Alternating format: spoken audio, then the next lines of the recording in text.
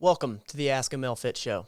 Hey, I'm Matt from Matt Lane Fitness. I appreciate you sliding by. If you're new here, it's exactly what it looks like. You ask your fitness questions, and I'll answer them.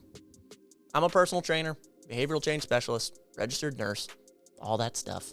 I truly enjoy answering these questions.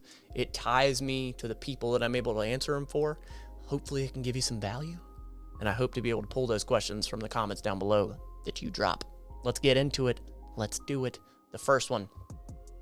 This one's near and dear to my heart with the BCAAs. Thoughts on BCAA Energy / pre-workout, branched chain amino acids, otherwise known as the building blocks of protein, and it is a very popular supplement in the fitness industry. I have my opinions. They will be known. I'm using BCAA Energy scoops before workouts to decrease muscle soreness, and I'm wondering how it is for my health. I've noticed a few times where I've felt super shaky in my face and body, so I'm going to start decreasing the scoops. I'm currently using the suggested amount. I'll start doing less. Do you guys have any concerns about this stuff, or is it fine? What you're shaking from is the amount of caffeine.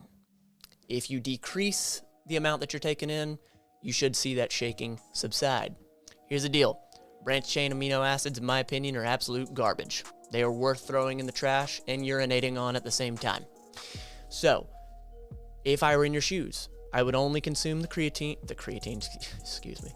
I would take in the caffeine, good stuff. I use it. That has always been like one of the best supplements just by way of, energy, getting you through the workout. But are branched chain amino acids worth your money, time, and effort? Nah, they're not.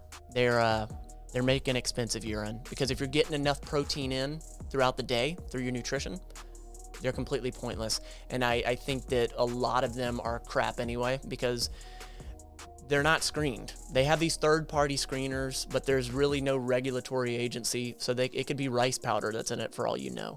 So when you're going for these types of supplements, the more obscure they are, the less chance they have what's actually on the bottle. So if I were in your shoes and you absolutely still wanted to do it, still wanted to experiment, I get you. Go with big name brands. They have more to lose as far as, screwing you over and whatnot. Smaller companies, if they're cutting corners, they're going to get popped and then they're going to fall. But big brands, they have much more to lose. I hope that helps, because I injected a little bit more of my opinion than I should. What is it? What am I talking about? This is my show. I can do whatever the hell I want. So ultimately, for your health, caffeine, if you are not doing so, all right, tread lightly here, Matt. Caffeine, without a doubt, can be overdone. And I think that if you come off and on caffeine, that's how you're going to get the best benefit. And what I try to do when it comes to lifting, working out, I like to cycle on and off every 2 to 3 weeks, just so I don't build up that tolerance. So from a health standpoint, if you don't have any sort of cardiac issues and whatnot, most of the time you should be fine. Don't take my word for it. I'm not a physician, registered dietitian. I'm just a trainer. I don't know jack. So don't listen to me. It's not advice. What do I know? Moving on to the next one. Inguinal hernia. I don't know why I've always had an issue with saying that. Inguinal hernia. I did an inguinal hernia surgery 3 weeks ago. The doctor is telling me to not work out till 6 months passes. I want to work out. What should I do? You should not work out. Do what the friggin' doctor says, because they know what the hell they're talking about. Here's the deal. If you create intra-abdominal pressure, you are risking what that surgery was fixing. So what you can do is you can focus on the other aspects that you can control of your fitness. What's your nutrition like? Are you hydrated? Stretching. Did doc clear you to stretch? Can you stretch? Because improving your flexibility, improving your sleep, improving your hydration, improving your nutrition, that all supports training, okay? It's not just the working out that gets us the body we want, that gets us the health that we want. It's so many different things. What's your routine look like, huh? You waking up early in the morning getting things done? Huh? You focusing on things that make you happy?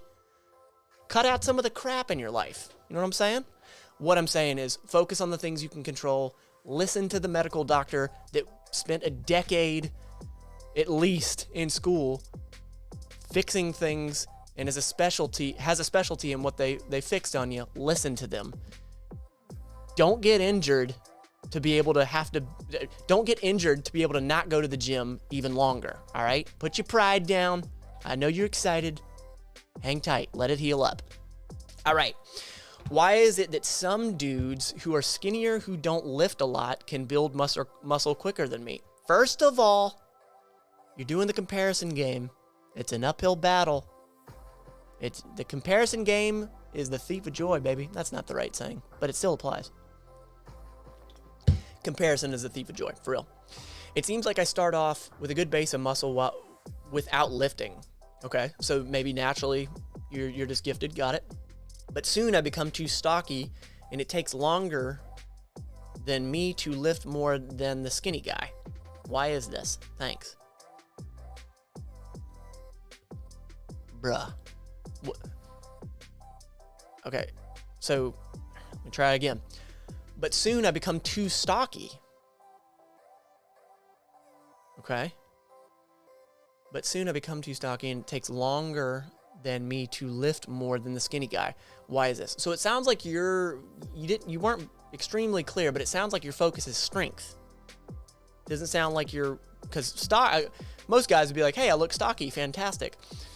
I'm guessing you want to focus on strength. Then here's the deal. When it comes to the genetic makeup and what makes one person stronger, what makes one person build muscle easier, what makes one person drop fat easier, it's all genetics. Those parts, what you come by naturally, are genetics. So wondering that is about like wondering why that cloud doesn't look the same as that cloud.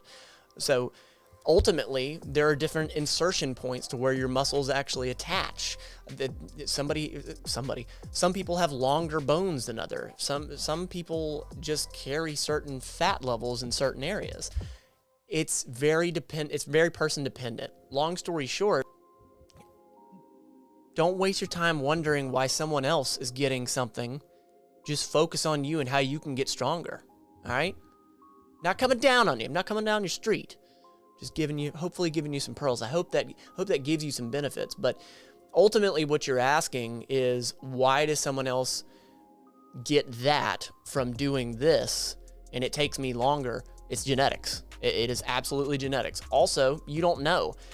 What are they eating? What are they drinking? How much are they sleeping? Are they natural? There's so many questions that ultimately don't mean a damn thing when it comes to you. So focus on you, do your thing. Don't do the comparison game. I used to do it myself, but I promise you, it will never serve you. It'll never serve you.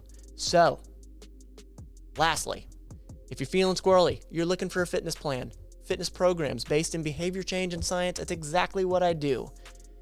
If you enjoyed this, let me know that. Or if you think I'm an absolute and total douche, drop it down below. I'd love to read it. I hope you'll drop your comments down below, because I would love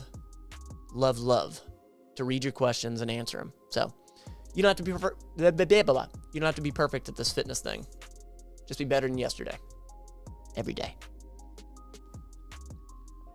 Ole.